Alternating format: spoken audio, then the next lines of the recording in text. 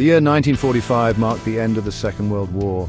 Britain, though victorious, was exhausted. Its economy was in ruins. Its empire, once a symbol of global power, now seemed like a heavy burden. The British people were tired of war and colonial responsibilities.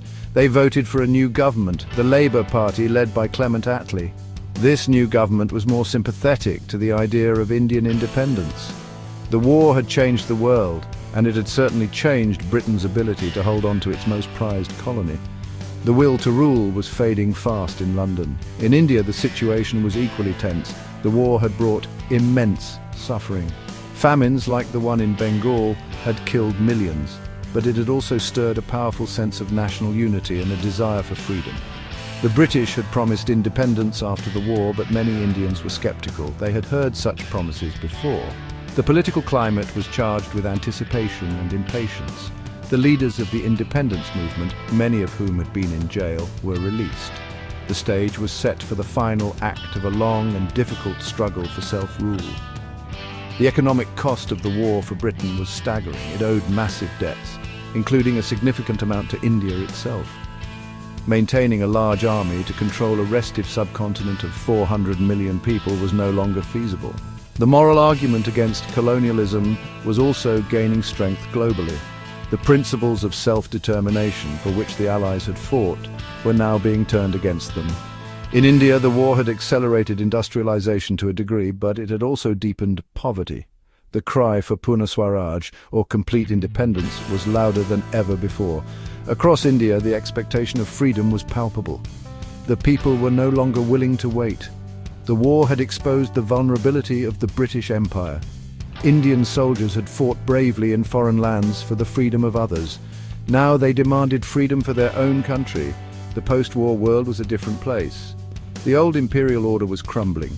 For India, this was a moment of great opportunity. The struggle was far from over, but the end of British rule was finally in sight. A new chapter in India's history was about to begin.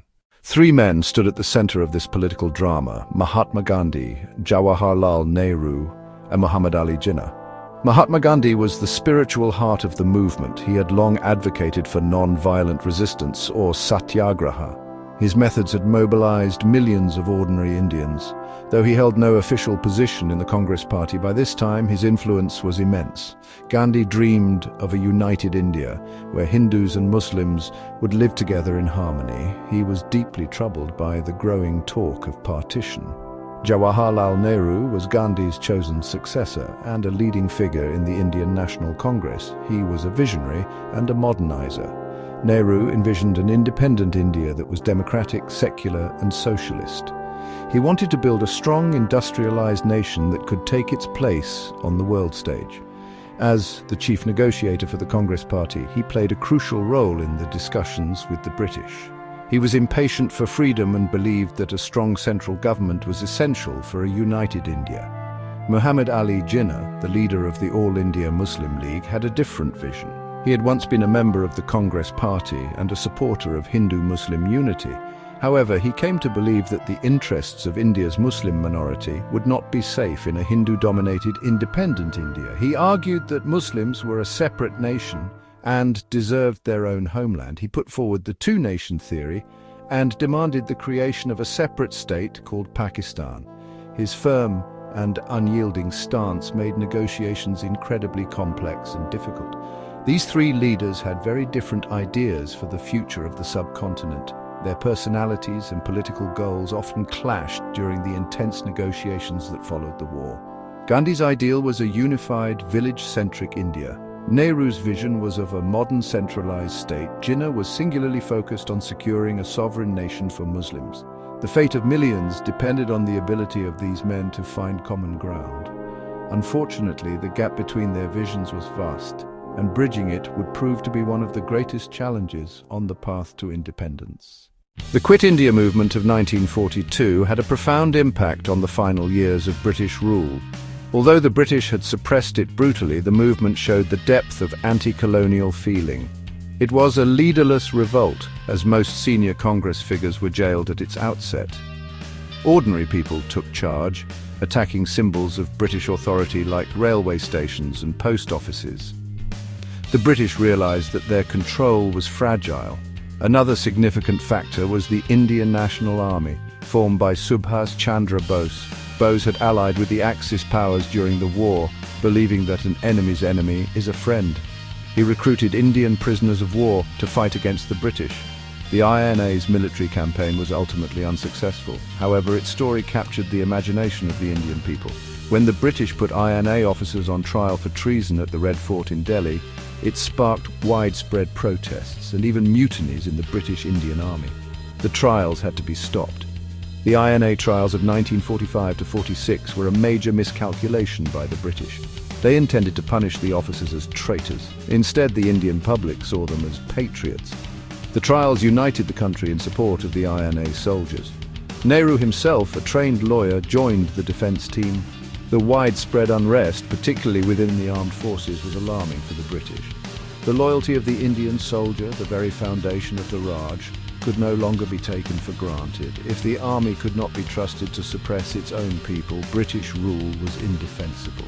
In February 1946, ratings of the Royal Indian Navy in Bombay went on strike. The naval mutiny spread to other ports and received massive public support.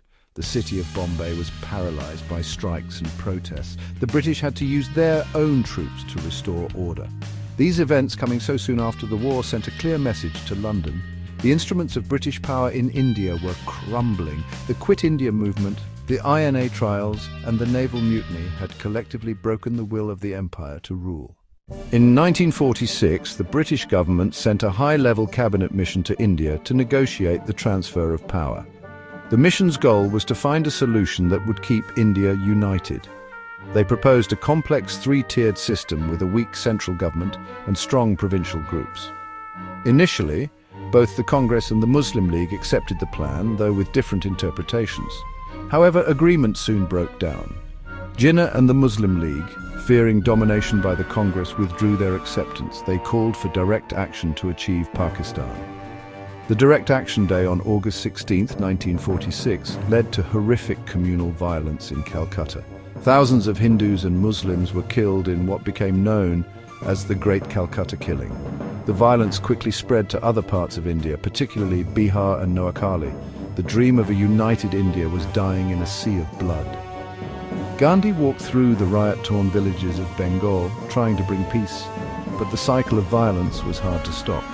The political negotiations had failed, and the country was descending into civil war. The British were unable to control the situation. In February 1947, Prime Minister Attlee made a historic announcement. Britain would leave India by June 1948, regardless of whether Indian leaders had agreed on a constitution. To oversee this final transfer of power, he appointed a new viceroy, Lord Mountbatten. Mountbatten was a man in a hurry. He quickly concluded that a united India was impossible. The only alternative to a complete civil war was partition. He used his charm and authority to persuade Nehru and a reluctant Gandhi that partition was the only way forward. He also advanced the date of independence to August 1947. The plan to divide British India into two new dominions, India and Pakistan, was announced in June 1947. A British lawyer, Cyril Radcliffe, who had never been to India before, was given just 5 weeks to draw the new borders. On the midnight of August 14th to 15th, 1947, India became an independent nation. As Nehru spoke of India's tryst with destiny, celebrations erupted across the country. Freedom had been won, but it came at a terrible price. The hastily drawn borders of partition led to one of the largest and most violent migrations in human history, forever scarring the joy of independence.